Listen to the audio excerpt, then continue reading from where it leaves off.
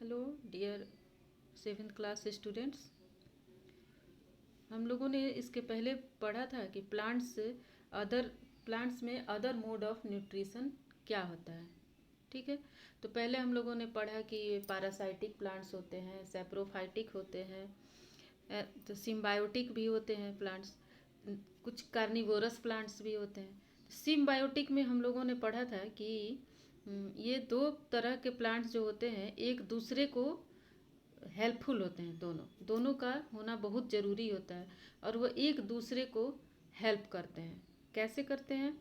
तो इसके पहले भी मैंने बताया था कि एक टाइप का फंगी जो होता है वो प्लांट्स रूट्स ट्रीज़ के रूट्स में रहता है और वो सॉयल से मिनरल्स एंड वाटर को एब्जॉर्ब करता है और वो ट्री को देता है।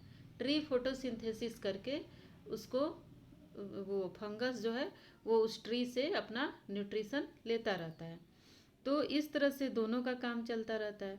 फिर एक और ऑर्गेनिज्म होता है जिसमें कि जिसको लाइकेन बोलते हैं, उसमें एल्गी एंड फंगस दोनों मिल करके एक साथ अपना ज़िंदगी गुजारते हैं।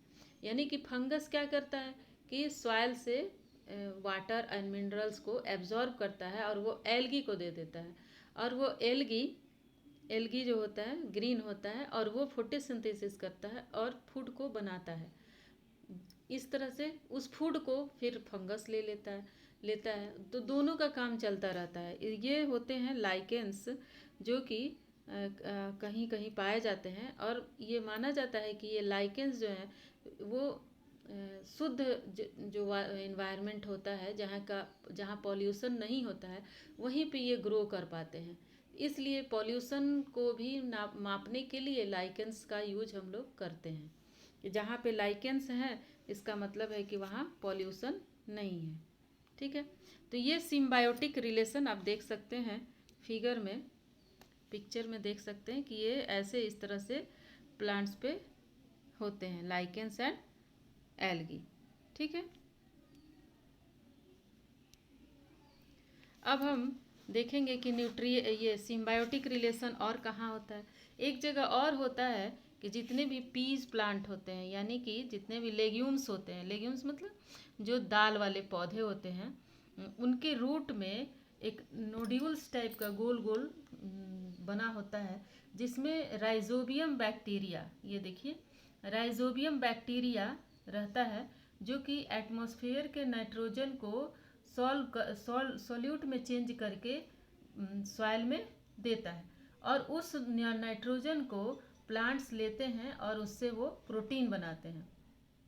ठीक है, तभी हम बोलते हैं कि दाल में प्रोटीन होता है, क्योंकि वो लेग्यूम्स प्लांट्स होते हैं जो कि नाइट्रोजन को लेकर के, नाइट्रोजन डायरेक्टली नहीं, नाइट्रोजन जो बैक्टीरिया ने कन्वर्ट किया है सॉल्यूशन में उसको लेकर के एब्जॉर्ब करके प्लांट प्रोटीन बनाते हैं। ठीक है, तो ये बैक्टीरिया कन्वर्ट्स करता है एटमॉस्फेरिक नाइट्रोजन को into usable form to be used by the plant and the plant in turn provides nutrients for the bacterium growth.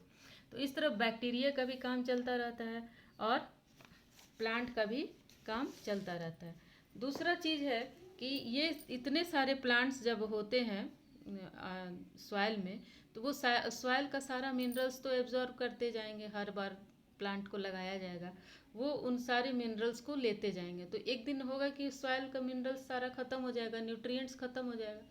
तो इन न्यूट्रिएंट्स को बनाए रखने में ये हमारे बैक्टीरिया काम आते हैं।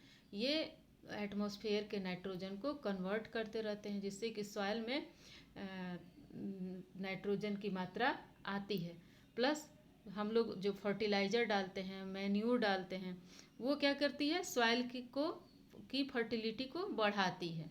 उसमें जो न्यूट्रिएंट्स की कमी हो जाती है, जैसे नाइट्रोजन है, पोटासियम है, फास्फोरस है, ये सब हम लोग फर्टिलाइजर्स के रूप में खेत में डालते हैं, सॉइल में मिलाते हैं, जिससे कि मिट्टी की जो फर्टिलिटी है वो बनी रहती है। इस प्रोसेस को हम लोग बोलते हैं रिप्लेनिशमेंट ऑफ द सॉइल, यानी कि सॉइल का जो मिनरल हम लोग यूज करके ख़त्म कर दे रहे हैं उनको फिर से उसमें वापस ला देना, इस प्रोसेस को हम लोग बोलते हैं रिप्लेनिशमेंट ऑफ द सॉइल।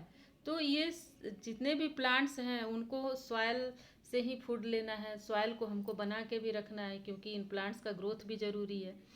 तो ये सारे फूड का जो प्रोडक्शन हो रहा है उसके लिए सॉयल का हेल्दी होना बहुत ज़रूरी है।